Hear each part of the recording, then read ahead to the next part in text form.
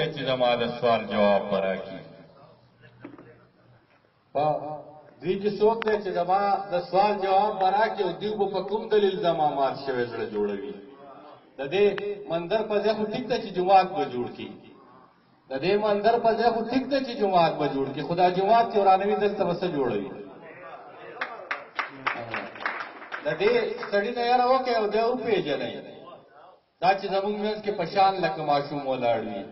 او زما دښمن دومره چالاک دی چې به مړ مې وکړي، د جنازې په وړاندې سب کې به مې ولاړ وي. او دا یو ترنم کې یو وړوکی غوندې غزل ویم نن څه بیمار غوندې لږ غوندې ومنه وایي زه دا به ویم چې ما خپنه کړې ده ما خپنه خرو کړې ده ما خپنه کړې ده ما خپنه خرو کړې ده ما ملنګي د ملنګانو د کوڅو کړې ده ما ملنګي د ملنګانو د کوڅو کړې ده زه چې بیمار شم نو ما د کوره ما وباسې زه چې بیمار شم نو ما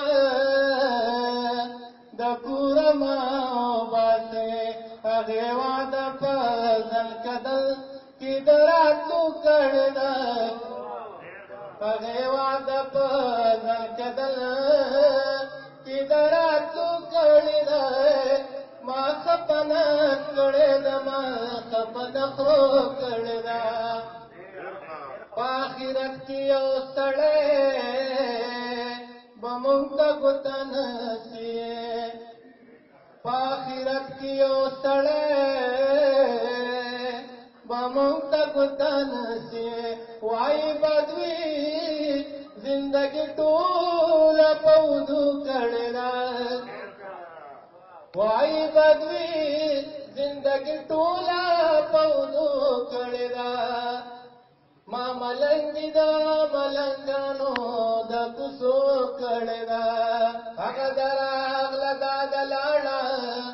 دا د خاورې هم شوه هغه دراغله دا د لاړه دا د خاورې هم شوه د ژوند قصه چا هوښیار څومره په لنډو کړې ده د ژوند قصه چا هوښیار څومره په لنډو کړې ده ما ملنګي د ملنګانو د کوڅو کړې ده ما او جانان څومره په ځای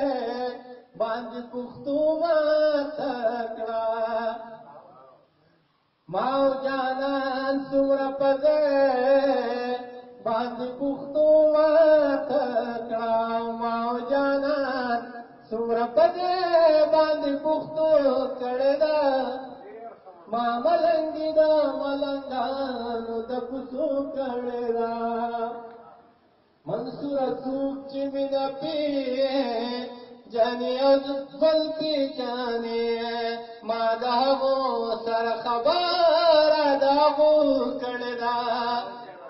ما ملنګي د ملنګانو د کوڅو کړې ده ما خپنه کړې ده ما خپنه خرو کړې ده ما ملنګي د ملنګانو د کوڅو کړې ده ډېره مننه